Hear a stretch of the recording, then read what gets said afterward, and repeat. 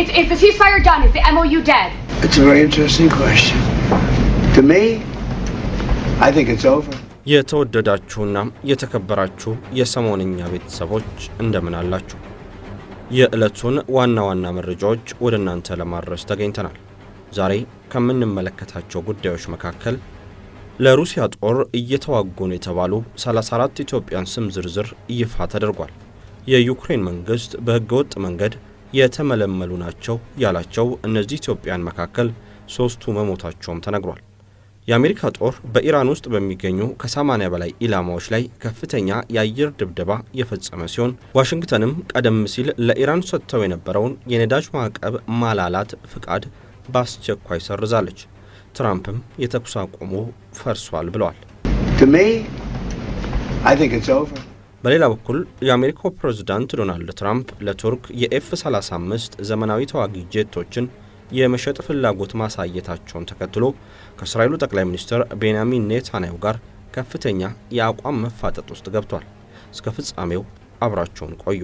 በካሬ 73 ሺህ ብር ባለ 5 ኮከብ ሆቴል ስታንዳርድ ኮምፓውንድ አፓርትመንት 30 በመቶ እውነተኛ ቅናሽ 50 በመቶ የባንክ ብድር አመቻችተን ረዘም ባለ በተመቻቸ አከፋፈል ከ720 ሺህ ብር 10 በመቶ ቅድመ ክፍያ ጀምሮ ሁሉም የከተማችን ነዋሪ ለመኖር በሚመኝበት ለልጆች ናሽናልና ኢንተርናሽናል ትምህርት ቤቶች፣ የሃይማኖትና የጤና ማዕከላት እንዲሁም የመዝናኛና የገበያ ተቋማት በቅርበት በሚገኝባት በውቢቷና ደህንነቷ በተረጋገጠው ሲኤምሲ አደባባይ ከአዲስ ኢንተርናሽናል ኮንቬንሽን ፊት ለፊት ቅንጡ ኮምፓውንድ አፓርትመንት በማያቋርጥ የግንባታ ሂደት እየገነባን እንገኛለን። በውስጡ ኮሜርሻል ሞል፣ 2 መዋኛ ገንዳ፣ የልጆች መጫወቻና የአዋቂዎች መዝናኛ፣ ጂምናዚየም፣ ስቲም፣ ሳውና፣ የመሮጫ ትራክ፣ 4000 ካሬ ላይ ያረፈ አረንጓዴ ስፍራ፣ 3-in-1 ባስኬትቦል ኮርት፣ የተንጣለለ የመኪና ማቆሚያ፣ ከባለ 1 እስከ ባለ 3 መኝታ ቤት አማራጭ እነሆ ይሎታል። ለበለጠ መረጃ በስልክ ቁጥር 0912 96 66 54 ወይንም በ0928 53 64 28 ይደውሉ። ድሪም ቢልደር ሪል ስቴት ህልሞን እንገነባለን። ለሩሲያ የሚዋጉት ኢትዮጵያውያን ዝርዝር ይፋ ሆነ። የሩሲያ ውጭ ጉዳይ ሚኒስትር ሰርጌይ ላቭሮቭ የአፍሪካ ሀገራት ጉብኝታቸው አካል ወደ ሆነችው ኢትዮጵያ ገብቷል። ይህ ጉብኝት የተከናወነው የአፍሪካ መንግስታት ሩሲያ ዜጎቻቸውን ለዩክሬን ጦርነት የምታደርገውን ምልመላ በከፍተኛ ሁኔታ እየተቃወሙ ባለበት ወቅት ነው። የዩክሬኑ ለመኖር እፈልጋለሁ አሊያም I want to live የተሰኘው ፕሮጀክት ይህንን ጊዜ ሆን ብለው የመረጠው ነው። ላቭሮቭ አዲስ አበባ በገቡበት ቅጽበት በዩክሬን የጦር እስረኞች አያያዝ አስተባባሪ ዋና መስሪያ ቤት ስር የሚንቀሳቀሰው ይህ ፕሮጀክት ከሩሲያ የታጠቁ ኃይሎች ጋር ውል በመፈረም በዩክሬን ላይ በሚደረገው ውጊያ ላይ የተሳተፉ የ34 ኢትዮጵያን ዜጎችን ስም ዝርዝር ይፋ አድርጓል። ከነዚህ ውስጥ ቢያንስ 3ቱ መገደላቸውም ተረጋግጧል። የመቅጠሪያ ውሎቹ በግልጽ በቡድን የተከፋፈሉ ናቸው። ይህም የሚያሳየው በግል ማመልከቻ ሳይሆን በተቀናጀ የቡድን ምልመላ ስራ የተከናወነ መሆኑን ነው። 8 ሰዎች በታህሳስ 15 ቀን 2017 ዓ.ም ፈርመዋል።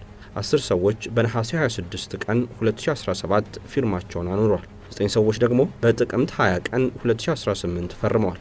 ይህ ሰዎች በራሳቸው ተነሳሽነት የሩሲያን ጦር ለመቀላቀል የወሰኑት ውሳኔ አይደለም። ይልቁንም ወንዶችን በቡድን በተመሳሳይ ጊዜና በተመሳሳይ መስመር የሚጓጓዝ የተቀናጀ የሰዎች ዝውውር መኖሩን ያሳያል።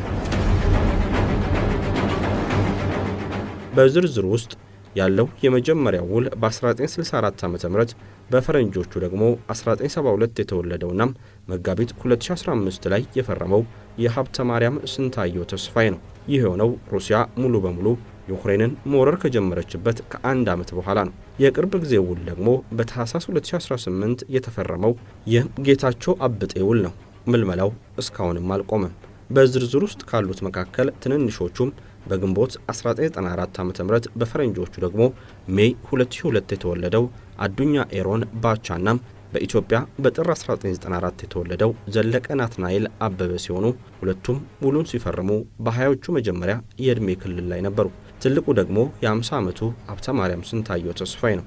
መኖር እፈልጋለሁ አሊያም I want to live በተባለው ፕሮጀክት መረጃ መሰረት ከ40 የአፍሪካ ሀገራት የተውጣጡ 2984 አፍሪካውያን ከሩሲያ የታጠቁ ኃይሎች ጋር ውል መፈራረማቸው ተረጋግጧል። ከነዚህ ውስጥ ወደ 1/6 የሚሆኑት መገደላቸውም ተነግሯል። በአፍሪካ ሀገራት ውስጥ የጠፋና የሞቱት ሰዎች ዘመዶች መንግስት እርምጃ እንዲወስድ በመጠየቅ ተቋማቸውንና ሰልፎችን በማድረግ ላይ ይገኛሉ። መኖር እፈልጋለሁ እንደገለጸው ይህ ግፊትም ውጤት እያስገኘ ይገኛል። ከሀገራቱ መንግስታትና ከሲቪል ማህበረሰብ በደረሰው የማቋረጥ ግፊት ምክንያት የሩሲያ መከላከያ ሚኒስቴር በ14 የአፍሪካ ሀገራት ውስጥ የሚያደርገውን ምልመላ አቁሟል ወይም በከፍተኛ ሁኔታ ቀንሷል። የላቭሮቭ የአፍሪካ ጉብኝት እየተካሄደ ያለው የአፍሪካ መንግስታት ከሩሲያ ምልመራ ጋር በተያያዘም ተቋማቸውን እያጠናከሩ በመጡበት ወቅት ነው። የኬንያ ጸረ ቅጥር ነፍሰ ገዳይ ስምምነቶችን ለማጽደቅ አቅዳለች። ዩጋንዳ በሞስኮ የሚገኘው ኤምባሲዋም ጉዳዩን እንዲያጣራ ዜጎች የሚመለሱበትን መንገድ እንዲያመቻች መመሪያ ሰጥታለች። የመን ደግሞ ራሱን የቻለ የጸረ ሰዎች ዝውውር መከላከያ ክፍል አቋቁማለች። ጦርነቱ ዳግም ተጀመረ። 80 ኢላማዎችን አሜሪካ መታች። የአሜሪካ ጦር በኢራን ውስጥ በሚገኙ ከ80 በላይ ኢላማዎች ላይ ከፍተኛ የአየር ድብደባ የፈጸመ ሲሆን ዋሽንግተንም ቀደም ሲል ለኢራን ሰጥታው የነበረውን የነዳጅ ማዕቀብ ማላላት ፍቃድ በአስቸኳይ ሰርዛለች። ይህ እርምጃ የተወሰደው በሆርሙዝ ወሽመጥ በኩል በሚያልፉ 3 የንግድ መርከቦች ላይ ከኢራን ወገን የተሰነዘረውን ጥቃት ለመቀልበስና ተጠያቂነትን ለማረጋገጥ መሆኑን የአሜሪካ ማዕከላዊ እዝ ሴንትኮም አሳውቋል። ይህ በሁለቱ ሀገራት መካከል በቅርቡ ተደርሶ የነበረውን የተኩስ አቁም ስምምነት አደጋ ላይ የጣለም አዲስ የጂኦፖለቲካ ቀውስን ፈጥሯል። የአሜሪካ መከላከያ ሚኒስቴር ባወጣው መግለጫ መሰረት የአየር ኃይል ተዋጊ ጄቶችና የባህር ኃይል የጦር አውሮፕላኖች እጅግ ዘመናዊ የሆኑ የሚሳኤል አረሮችን በመጠቀም ጥቃቱን ፈጽመዋል። በወሽመጡ አካባቢ ይንቀሳቀሱ የነበሩ ከ60 በላይ ትንንሽ የፍጥነት ጥቃት ጀልባዎች ወድመዋል። የኢራን የአየር መከላከያ ስርዓቶች፣ የራዳር ጣቢያዎችና የኮማንድና ቁጥጥር ማዕከላትም ተመቷል። መርከቦችን ለማጥቃት የተዘጋጁ ጸረ መርከብ ሚሳኤል መተኮሻዎች እንዲሰናከሉ ተደርጓል። ጥቃቱ የተፈጸመው በኢራን ደቡባዊ ግዛቶች በተለይም በሆርማዝጋንና በማሻር የወደብ አካባቢዎች ላይ መሆኑም ተነግሯል። ከወታደራዊ እርምጃው ጎን ለጎን የፕሬዝዳንት ዶናልድ ትራምፕ አስተዳደር በኢራን ላይ የኢኮኖሚ ጫናውን አጥብቋል። ከአንድ ወር በፊት በሰኔ ወር ላይ ሁለቱ ወገኖች በደረሱት ጊዜያዊ ስምምነት መሰረት አሜሪካ ለኢራን የ60 ቀናት የነዳጅ ሽያጭ ፍቃድን ሰጥታ ነበር። ይሁን እንጂ ዋሽንግተን ይህንን ፍቃድ ወዲያውኑ ሰርዛለች። የኢራንን ነዳጅ ለመግዛት ውል የገቡ ሀገራት እስከ ሐምሌ 10 ቀን 2018 ዓ.ም ድረስ ግብይቱን ሙሉ ለሙሉ ማቆም አለባቸው። ይህ የአሜሪካ ውሳኔ ይፋ መደረጉን ተከትሎ የዓለም አቀፍ የነዳጅ ዋጋም በአንድ ጀንበር ከ5 በመቶ በላይ ጭማሪን አሳይቷል። የአሜሪካው ፕሬዝዳንት በቱርክ በሚካሄደው የኔቶ መሪዎች ጉባኤ ላይ በነበሩበት ወቅት እንደተናገሩት ከኢራን ጋር ተደርጎ የነበረው የተኩስ አቁም ስምምነት አሁን አብቅቶለታል ብሏል። በአንጻሩ የኢራኑ ውጭ ጉዳይ ሚኒስትር የአሜሪካን እርምጃ በጽኑ ሲያወግዙም ተሰምቷል። ትራምፕና ኔታንያሁ ዳግም ተጋጩ። አሜሪካ ለቱርክ ተዋጊ ጄቶችን ልሸጥ ነው። የአሜሪካው ፕሬዝዳንት ዶናልድ ትራምፕ ለቱርክ የኤፍ-35 ዘመናዊ ተዋጊ ጄቶችን የመሸጥ ፍላጎት ማሳየታቸውን ተከትሎ ከእስራኤሉ ጠቅላይ ሚኒስትር ቤንያሚን ኔታንያሁ ጋር ከፍተኛ የአቋም መፋጠጥ ውስጥ ገብቷል። ትራምፕ በቱርክ አንካራ እየተካሄደ ባለው የኔቶ ጉባኤ ላይ በመገኘት ዋሽንግተን በቱርክ ላይ ጣለችውን ማዕቀብ እንደምታነሳና የኤፍ-35 ጄቶችን ለመሸጥ እንደምታስብ አሳውቋል። ይህ ውሳኔ ግን በቴል አቪቭ በኩል ከፍተኛ ተቃውሞና ስጋትን ፈጥሯል። የእስራኤሉ ጠቅላይ ሚኒስትር ቤንያሚን ኔታንያሁ ውሳኔውን በመቃወም ለትራምፕ በቀጥታ ማስጠንቀቂያን ሰጥቷል። ለቱርክ የኤፍ-35 ጄቶችን መሸጥ በመካከለኛው ምስራቅ ያለውን የጦርነት ኃይል ሚዛን ሙሉ ለሙሉ ያናጋል። የቀጠናው ደህንነት የተጠበቀው እስራኤል በአየር ኃይል ባላት ፍጹም የበላይነት በመሆኑ ይህ ውሳኔ አደጋ ላይ ይጥለዋል ሲሉ አቋማቸውን ገልጿል። ቤንያሚን ኔታንያሁ በእስራኤል እምነት ቱርክ በፕሬዝዳንት ራሲብ ጣይብ ኤርዶዋን የምትመራው የሙስሊም ወንድማማቾች ርዕዮተ ዓለም የተጠናወታትና እስራኤልን ለማጥፋት በግልጽ የምትተጋ ሀገር ናት።